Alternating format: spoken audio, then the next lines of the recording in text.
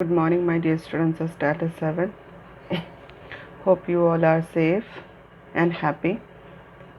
So, ഞങ്ങൾ already 3 chapters complete ചെയ്തു and fourth ഞങ്ങൾ കണ്ടിന്യൂ ചെയ്തുകൊണ്ടിരിക്കുകയാണ്.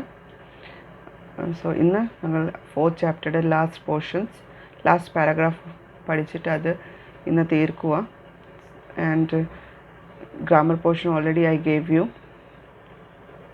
Question answer after finishing this today I am going to send you only 3 question answer, so you have to write down on your notebook. And let's start our today's portion.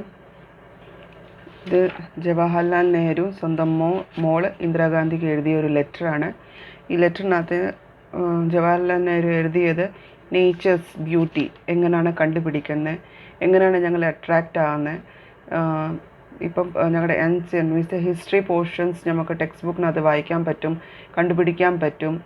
പഴയ കാലത്ത് എങ്ങനത്തെ രീതി means എങ്ങനത്തെ traditions ആയിരുന്നു, എങ്ങനത്തെ ജീവിത രീതിയായിരുന്നു, അതെല്ലാം നമുക്ക് ടെക്സ്റ്റ് ബുക്കിനകത്ത് പഠിക്കാൻ പറ്റും. ബട്ട് ഇതിൻ്റെ ശരിയായുള്ള നേച്ചർ ബ്യൂട്ടി ഇല്ല പ്രകൃതിയുമായി ഉള്ള ആ ഒരു ബ്യൂട്ടിനെസ് അറിയണമെങ്കിൽ അത് ഞങ്ങൾ പ്രകൃതിയുമായിട്ട് എന്ത് ചെയ്യണം, ക്ലോസ് ആകണം. അങ്ങനെയാണ് കുറേ കാര്യങ്ങൾ ജവഹർലാൽ നെഹ്റു സ്വന്തം മോൾ ഇന്ദിരാഗാന്ധിക്ക് എഴുതി കൊടുത്തത്. നൗ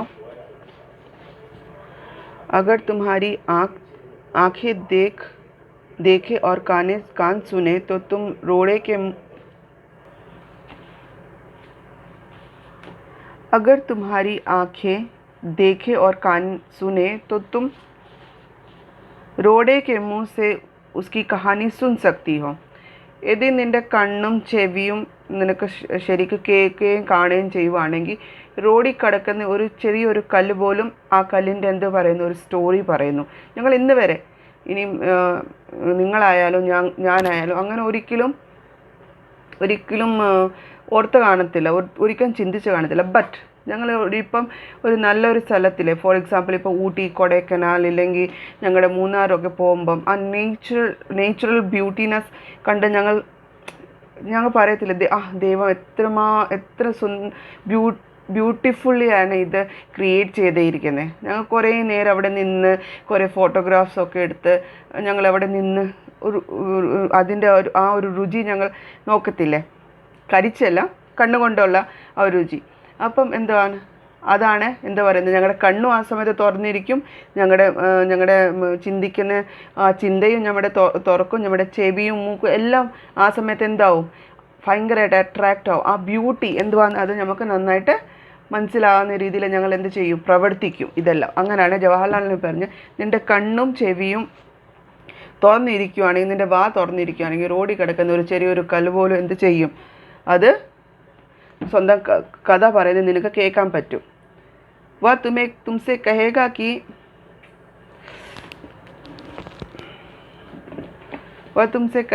कि एक समय जिसे शायद बहुत दिन गुजरे हो, वह भी एक चट्टान का टुकड़ा था. ठीक उसी टुकड़े की तरह उसके किनारे और कोने थे जिसके तुम बड़ी चट्टान से तोड़ती हो. शायद वह किसी पहाड़ के दामन में पड़ा रहा. तब पानी आया, उसे छोटी घाटी तक ले गया. वहाँ से एक पहाड़ी नाले ने उसे एक छोटे से दरिया में पहुँचा दिया. इस छोटे से दरिया से वह बड़े दरिया में पहुँचा. इसी बीच वह दरिया के पेंदे से लुढ़कता रहा. उसके किनारे घिस गए और वह चिकना और चमकदार हो गया. इसी तरह वह कंकड़ बना जो तुम्हारे सामने है. किसी वजह से दरिया उसे छोड़ गया और तुम उसे पा गई. अगर दरिया उसे और आगे ले जाता तो वह छोटा होते होते अंत में बालू का जर्रा हो जाता. जर्रा मीन्स पार्टिकल. वह समुद्र के किनारे जा अपने भाइयों से जा मिलता, जहाँ एक सुंदर बालू का किनारा बन जाता जिस पर छोटे छोटे बच्चे खेलते और बालू के घरोंदे मीन्स വീടിൻ്റെ ഷേപ്പൊക്കെ ഉണ്ടാക്കത്തില്ല മണ്ണിനകത്ത്, അതിനാ പറയുന്നത് घरोंदे बनाते. अगर एक छोटा सा रोड़ा तुम्हें इतनी बातें बता सकता है तो ज़रा सोचो पहाड़ों और दूसरी चीज़ों से जो हमारे चारों तरफ है हमें और कितनी बातें मालूम हमें और कितनी बातें मालूम हो सकती है. तुम्हारा पिता ജവഹർ. അപ്പം അച്ഛൻ പറയുന്നു, ആ ചെറിയൊരു കല്ല് മുന്നേ ഇരിക്കുന്ന ആ വലിയൊരു മൗണ്ടൻ്റെ ഒരു പാട്ടായിരുന്നു. ആ പാട്ട് എന്തായി, അവിടെ ഒരു എന്താ, അത് ഇച്ചിരി കുലുങ്ങിയപ്പം ഇല്ലെങ്കിൽ ആ ചട്ടാൻ ഇല്ലെങ്കിൽ ആ ഒരു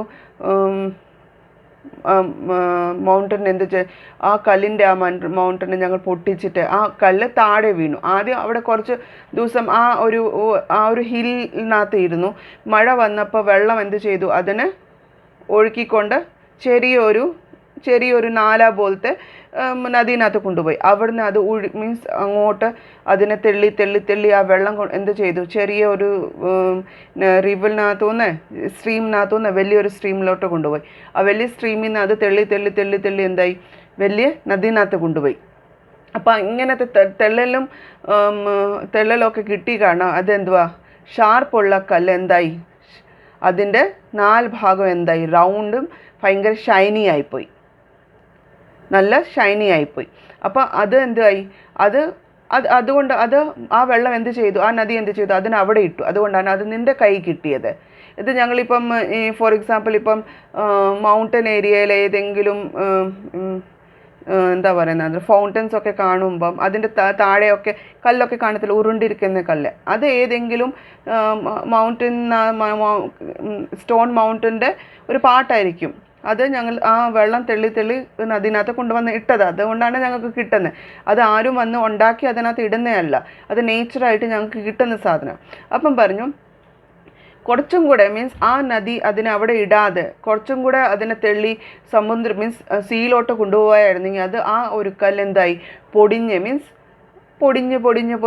മണലിൻ്റെ ഒരു രൂപമായി മാറിയേനെ. മണലിൻ്റെ ഒരു രൂപമായി മാറിയിട്ട് അവൻ ആ കല്ല് എന്തായേനെ, അത് സ്വന്തം ബ്രദേഴ്സ് മീൻസ് ആ സമുദ്രം എന്ന് പറഞ്ഞാൽ സമുദ്ര തീരത്തുള്ള മണൽ അതിൻ്റെ സ്വന്തം ആൾക്കാരാണെന്നാണ് പറയുന്നത്. അപ്പം സ്വന്തം ആൾക്കാരുടെ കൂടെ ചെന്ന് എല്ലാവരും വന്ന്, കൊച്ചുകുട്ടികൾ വന്ന് അതിൻ്റെ മണ്ടയിൽ ഇരുന്ന് ചെറിയ ഹൗസ് ഉണ്ടാക്കിയേനെ, ഇല്ലെങ്കിൽ ഓടിച്ചാടി നടന്നേനെ. അങ്ങനെ ചെറിയൊരു കല്ല് നിനക്ക് ഇത്രയും വലിയൊരു കഥ പറയുന്നുണ്ടെങ്കിൽ നീ ഓർത്ത് നോക്കിക്കേ, നിൻ്റെ ചുറ്റും എത്രമാത്രം കാര്യങ്ങളുണ്ട് നിനക്ക് പഠിക്കാൻ വേണ്ടി. എത്രമാത്രം ഒരു മരം ഉണ്ടെങ്കിൽ അത് നിനക്ക് ഒരു കഥ പറയാനുള്ള, എങ്ങനെ ഉണ്ടായി, ഏത് രീതിയിലുണ്ടായി, അതൊക്കെ പറയാനുള്ള ഒരു ഇഷ്ടംപോലെ സ്റ്റോറി കാണും. അങ്ങനെ ഞങ്ങളുടെ ചുറ്റും നടക്കുന്ന കാര്യങ്ങളൊക്കെ, ഞങ്ങളുടെ അമ്മച്ചി, ഞങ്ങളുടെ മുത്തശ്ശിമാർ ഞങ്ങളുടെ കൂടെ ഇരുന്ന പഴയ കാലമുള്ള കുറേ കാര്യങ്ങളൊക്കെ ഞങ്ങൾക്ക് മനസ്സിലാകത്തില്ലേ, പറഞ്ഞു തരത്തില്ലേ. നമുക്കറിയോ പഴയ കാലത്ത് എങ്ങനായിരുന്നു ഓണം സെലിബ്രേറ്റ് ചെയ്ത്, എങ്ങനായിരുന്നു മഹാബലി വന്നുകൊണ്ടിരുന്നത്, ഇല്ലെങ്കിൽ എങ്ങനായിരുന്നു ക്രിസ്മസ് സെലിബ്രേറ്റ് ചെയ്ത്, എങ്ങനെയാണ് റംസാൻ ഞങ്ങൾ സെലിബ്രേറ്റ് ചെയ്ത്, എങ്ങനെയാണ് ഞങ്ങൾ ഫെസ്റ്റിവലിനകത്ത് എല്ലാവരും ഒന്നിച്ച് കൂടി സെലിബ്രേറ്റ് ചെയ്തുകൊണ്ടിരുന്നത്, എങ്ങനെയായിരുന്നു പണം ഇല്ലാത്ത സമയത്ത് ആൾക്കാർ സന്തോഷിച്ച് ജീവിച്ചു. അതെല്ലാം ഞങ്ങളുടെ അമ്മച്ചിമാരിരുന്ന് സ്റ്റോറി പറയുമ്പം ഞങ്ങൾക്ക് കേൾക്കാൻ അത് ഭയങ്കര രസമാണ്. പക്ഷേ അതിൻ്റെ എത്രമാത്രം ഡെപ്ത് ഉണ്ട് അത് ഒരിക്കലും ഞങ്ങൾ ചെയ്യുന്നില്ല, ഞങ്ങളുടെ ലൈഫിൽ അത് ഗ്രഹിക്കുന്നില്ല. ഗ്രഹിക്കുമ്പോൾ മാത്രമേ ഞങ്ങൾക്ക് മുന്നോട്ട് നല്ല രീതിയിൽ ജീവിക്കാൻ പറ്റത്തുള്ളൂ. ഇപ്പോൾ ചെറിയ സ്റ്റോറീസ്, ഇപ്പം ഏൻഷ്യൻ ടൈമുള്ള കഥകൾ എന്തിനാ ബുക്കിനകത്ത് എഴുതി വെച്ചേക്കുന്നത്, പഴയ കാലം എങ്ങനെയായിരുന്നു അത് അറിയാൻ വേണ്ടി.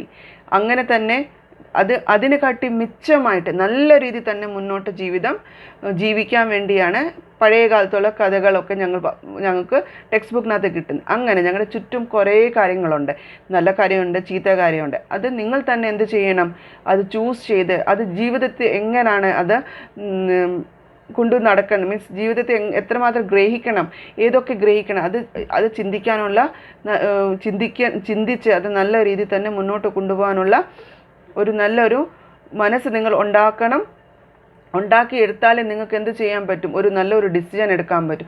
അതുകൊണ്ട് നിങ്ങളുടെ ചുറ്റുമുള്ള കാര്യങ്ങൾ ഒരിക്കലും അത് നിങ്ങളുടെ പാരൻസ് ആകട്ടെ, നിങ്ങളുടെ ഗ്രാൻഡ് പാരൻസ് ആകട്ടെ, നിങ്ങളുടെ റിലേറ്റീവ്സ് ആകട്ടെ, ഇല്ലെങ്കിൽ നിങ്ങളുടെ നേച്ചർ ആകട്ടെ, എല്ലാവരുടെ കയ്യിൽ നിന്ന് നമുക്ക് കുറച്ച് നല്ല കാര്യങ്ങൾ, ചീത്ത കാര്യമുണ്ട്, നല്ല കാര്യങ്ങൾ എന്ത് ചെയ്യാൻ പറ്റും, ദൈവം തന്ന ബുദ്ധി കൊണ്ട് നമുക്ക് എന്ത് ചെയ്യാൻ പറ്റും, അത് മനസ്സിലാക്കി അത് ഞങ്ങളുടെ ജീവിതത്തിൽ അത് ഞങ്ങൾക്ക് വെക്കണോ കളയണോ അത് തീരുമാനിക്കാനുള്ള നല്ല ഒരു ബുദ്ധി ദൈവം ഞങ്ങൾക്ക് തന്നിട്ടുണ്ട്. അത് ഒരിക്കലും കളയാതെ സൂക്ഷിക്കാനുള്ള റെസ്പോൺസിബിലിറ്റി ഞങ്ങളുടെ. അങ്ങനെ ഒരു അച്ഛൻ സ്വന്തം മോക്ക് ഇപ്പം അടിച്ച് ഒന്നും പറഞ്ഞു കൊടുക്കാൻ പറ്റത്തില്ല, ഇല്ലെങ്കിൽ പിടിച്ചെടുത്തിട്ട് ഒന്നും പറഞ്ഞു വെക്കാൻ പറ്റത്തില്ല, ഇങ്ങനെയൊക്കെ ചെയ്യണം. പക്ഷേ മോളോട് കുറച്ച് കാര്യങ്ങളൊക്കെ നല്ല രീതിയിൽ തന്നെ ഒരു കത്തുമായിട്ട്, ഒരു ലെറ്ററുമായിട്ട് എന്ത് ചെയ്തു, അച്ഛൻ ഒത്തിരി വലിയ കാര്യം ചെറിയ രീതിയിൽ പറഞ്ഞു കൊടുത്തു.